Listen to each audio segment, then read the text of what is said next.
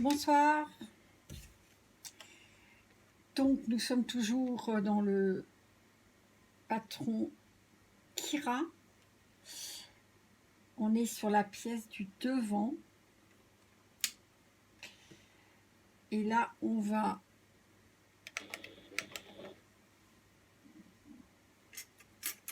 commencer par, alors on a coupé toutes les pièces bien sûr, hein. On a bien lu toutes les explications. Et donc là, on va faire le petit rabat. Donc, ce sont les deux couleurs principales de la création. Voilà. Et un rouge marbré. Donc, on prend les deux pièces, on les met endroit contre endroit. Voilà.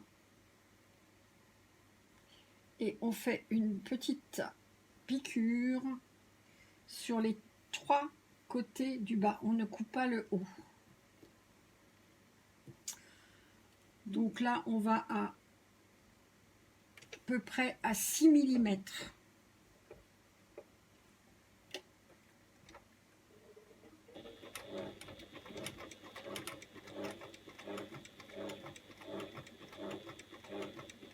On a un léger arrondi.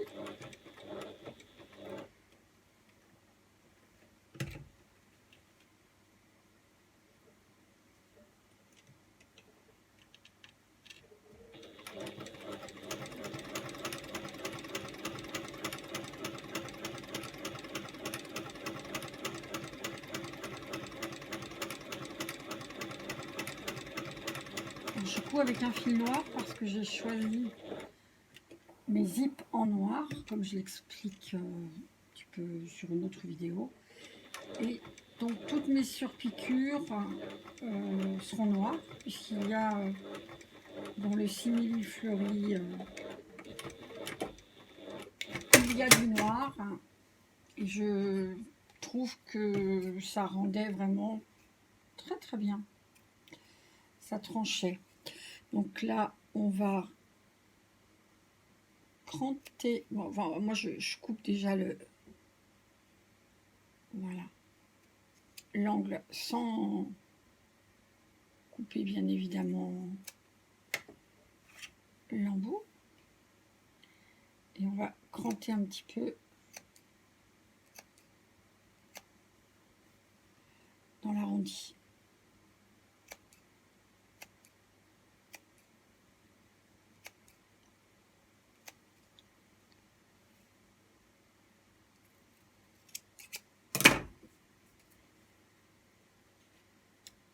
On retourne.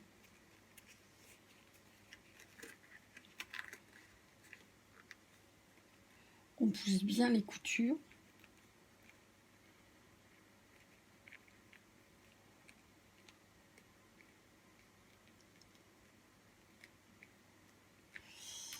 Petite pince pour aplatir.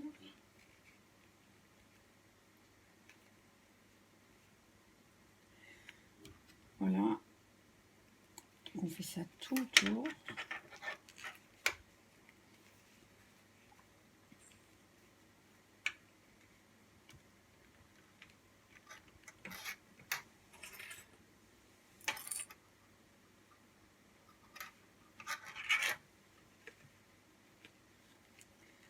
J'adore travailler le cuir, je ne suis pas très simili, mais là, franchement, cette collection de simili, elle est vraiment trop belle.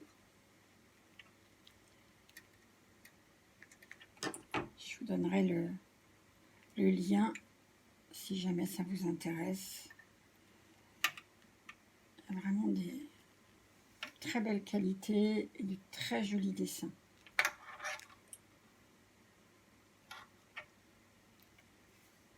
Voilà. Maintenant, on va faire une petite surpiqûre tout autour. Non, mais à chaque fois, j'ai un problème de machine qui n'a pas eu de révision parce que je suis dans un endroit très isolé. Et j'ai un petit problème de coupe-fil.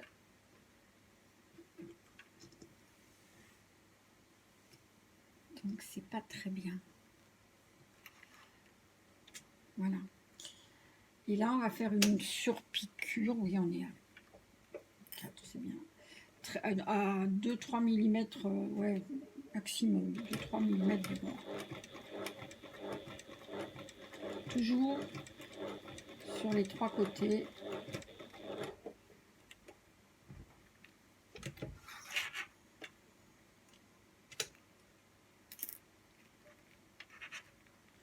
Voilà, donc moi je n'ai pas de pied double entraînement ni rien du tout. J'ai une simple piqueuse plate. Là j'ai un pied spécial pour le simili. Mais ce simili il est vraiment extra. Il glisse impeccable.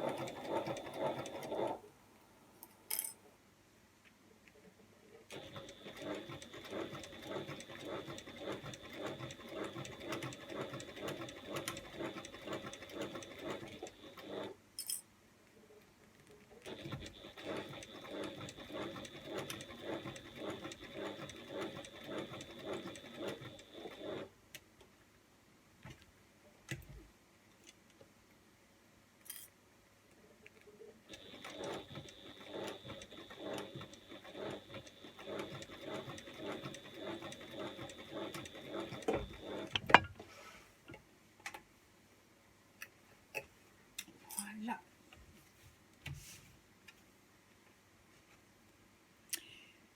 Voilà. Donc la pièce est prête. On va la mettre de côté et on va préparer. Faire un petit nœud pour arrêter parce que j'ai pas fait de point de départ. Donc on va arrêter les fils comme ça.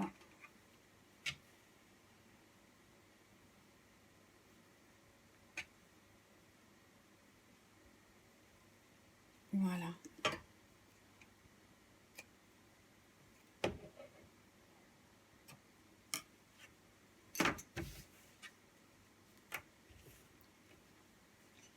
Ensuite, on va prendre la pièce qui est donc la pièce B, qui est le devant du sac, partie basse.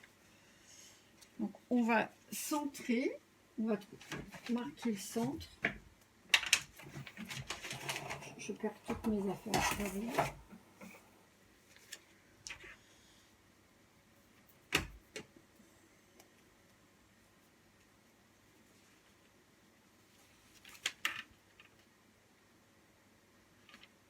Le centre, il est là. Et je peux redessiner mes traits comme ça. Normalement, de tête, je sais que j'ai 2 cm. Voilà. Donc, on trace. C'est un feutre qui se gomme très très bien sur le simili. C'est un feutre spécial cuir, mais j'ai testé et il n'y a aucun souci sur le simili. Et en fait, j'ai acheté ça chez Déco Cuir avec une gomme spéciale qui enlève bien tous les petits excédents de...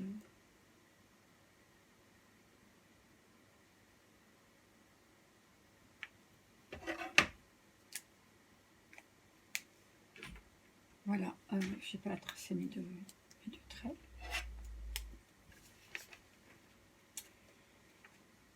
Et donc, ils sont en centimètres, c'est bien mieux. Oui, c'est ça, 2 cm. Donc là, vous prenez 2 cm, vous faites une petite marque de chaque côté. Voilà. Et vous tracez un trait qui part du bas et qui vient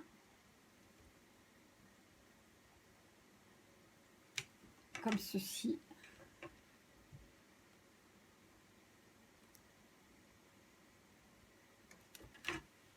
Vers les 2 cm.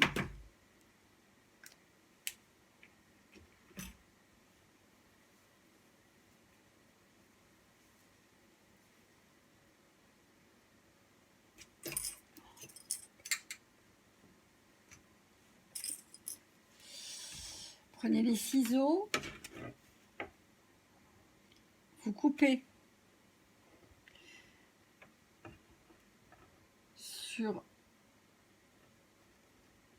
la petite bande qui est là, jusqu'à l'angle, et vous faites la même chose de l'autre côté, jusqu'à l'angle. Ensuite, on rabat cette partie-là ici vers l'intérieur. On maintient avec une petite pince. On fait la même chose ici. Et la pièce principale, le centre, pardon, on le rabat jusqu'au trait qui est tracé.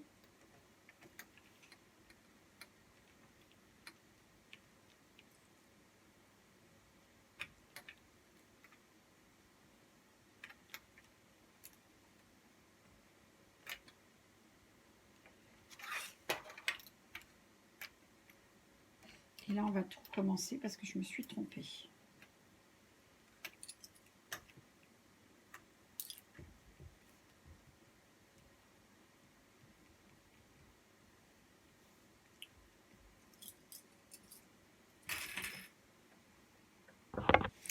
Voilà, donc on est sur le Kira, sur le devant, sur la version avec une poche zippée, avec un petit rabat.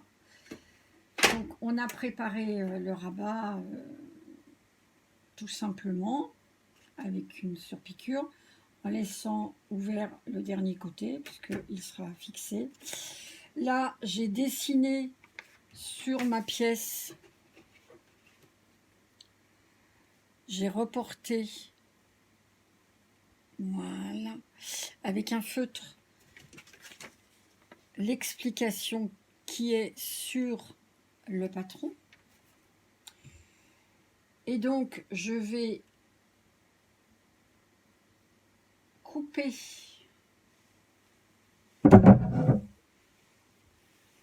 je vais superposer, excusez-moi, la poche, une doublure de poche avant, la partie qui s'appelle B, et je vais venir couper ensemble les deux morceaux dans la qui vont du haut jusqu'à la pointe. Je vais replier. Je dépasse un petit peu en haut, mais ça n'a aucun... Ce n'est pas grave.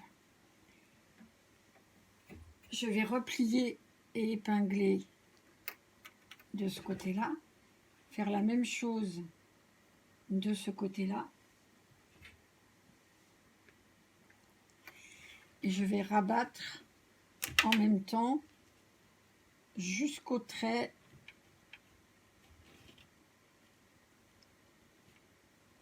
la partie poche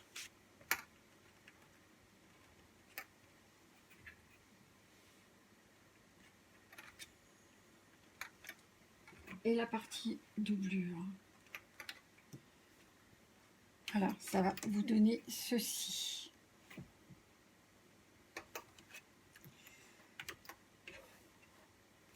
Là, je vais encastrer le zip.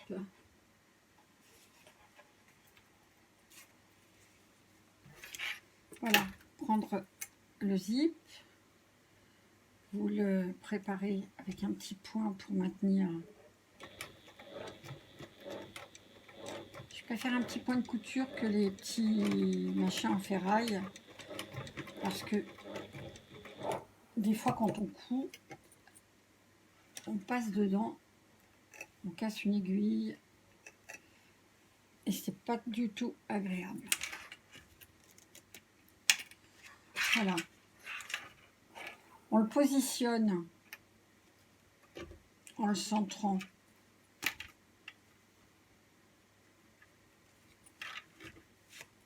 ici.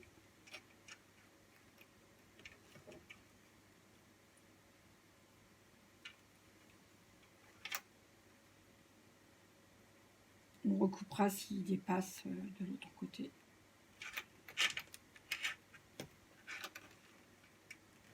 Hop. Évidemment, mon curseur qui se balade. Et on va faire une surpiqûre sur les 3 côtés pour maintenir le zip en place.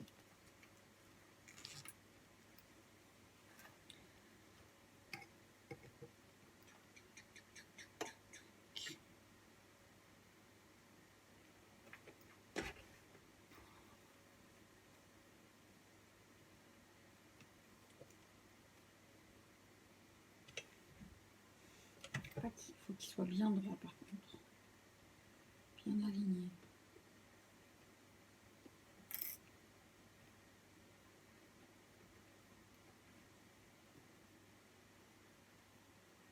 Vous pouvez mettre un double face ou de la colle pour si vous avez pour que ça bouge.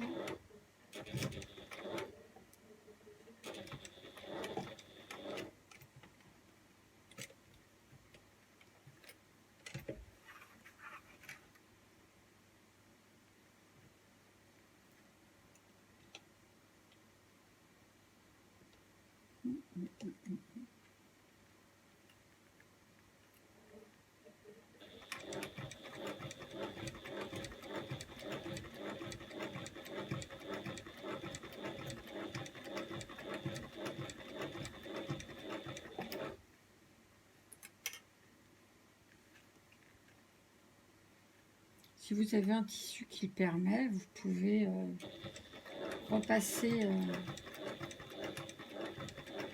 le simili.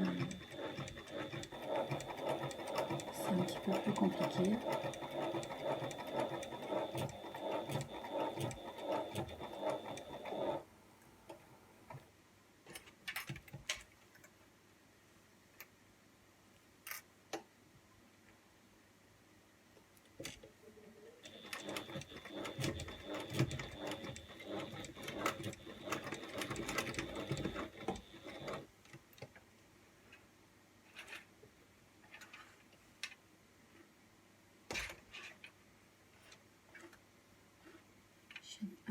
Des défauts dans mon fil. Je sais pas ce qui se passe.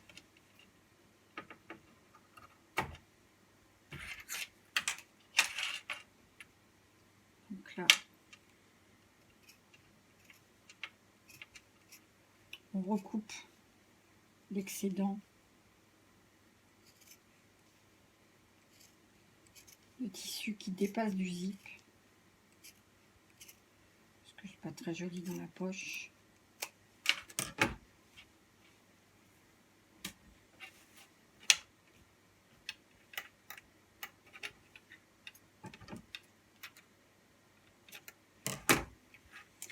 Voilà, donc ça donne ceci.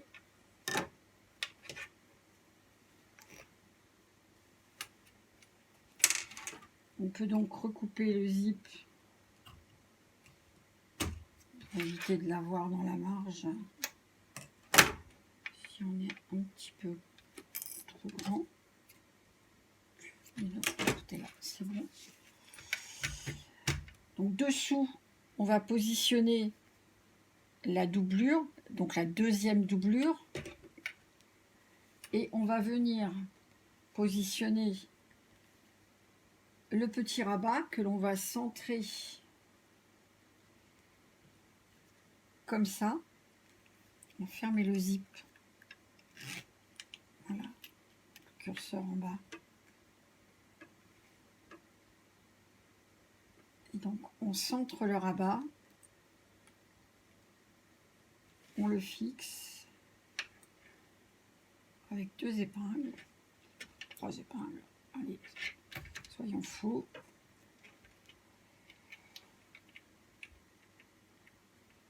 Attention à l'épaisseur, voilà. Et donc on pose la deuxième doublure et on fait une piqûre tout le long comme ça pour maintenir donc le rabat, la partie B et les 2 pièces de doublure. Donc voilà, on a fixé ensemble les 2 doublures, la partie B devant, le petit rabat. Donc ce qui fait que quand on ouvre le zip, on tombe bien dans la poche. Voilà, petit zip qui nous gêne. Et sur cette pièce, on va prendre la partie A, donc la partie haute, et on va mettre les deux endroit contre endroit, comme ceci. Donc ça, c'est le haut de la pièce A, ça, c'est le bas de la pièce A. Et donc, on met le rabat contre le bas de la pièce A, endroit contre endroit. On met une petite pince. Et par contre, là, pour être sûr de ne pas coudre en biais, on va ouvrir le curseur jusqu'au bout et on le refermera après. Parce qu'on est vraiment très, très, très juste au niveau de la couture. Et le curseur va gêner. Donc là, on fait une piqûre à 1 cm du bord.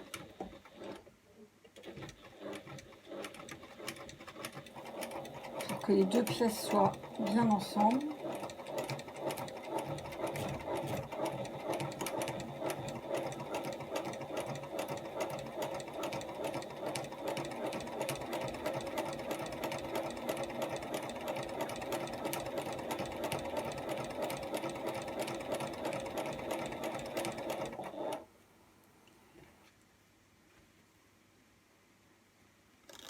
On va faire repasser le curseur.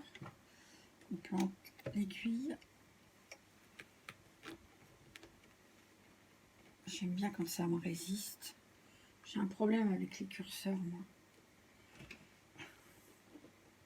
Ils veulent jamais remonter. Non, mais là, il faut qu'ils passent. Alors, il va passer. Voilà. C'est pas bien de me résister comme ça.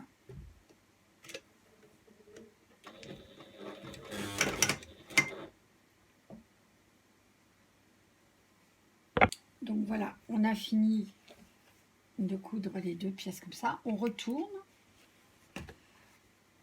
On rabat vers le haut de la pièce. On met une petite épingle là et une petite épingle là. Et c'est maintenant que l'on va poser la mousse qui va maintenir tout. Et on fera la surpiqûre là quand on aura posé le grand bout de mousse, ce qui permettra de lui donner un maintien en plein milieu. Voilà, donc on prend un bout de mousse, donc la mousse contre l'arrière du travail. Et là, on va, en vérifiant bien qu'on a remonté le retour vers le haut, on va faire une piqûre ici, à peu près à 3-4 mm, pour faire la finition et à la fois maintenir la mousse. que même si elle est maintenue partout, je trouve que ça lui donne plus.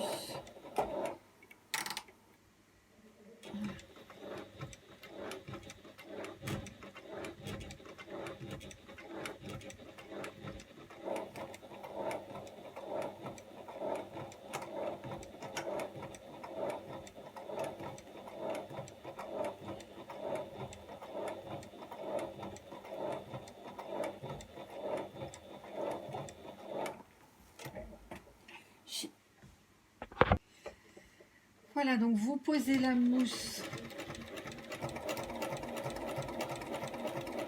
en faisant une piqûre tout autour.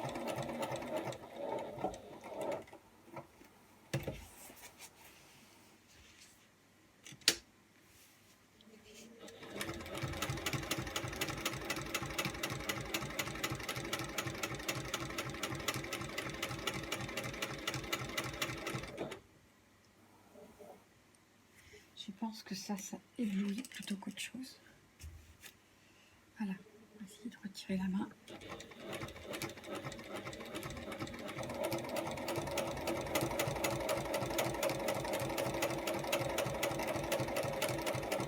Voilà, donc voilà, on fait le tour et après on enlève le surplus.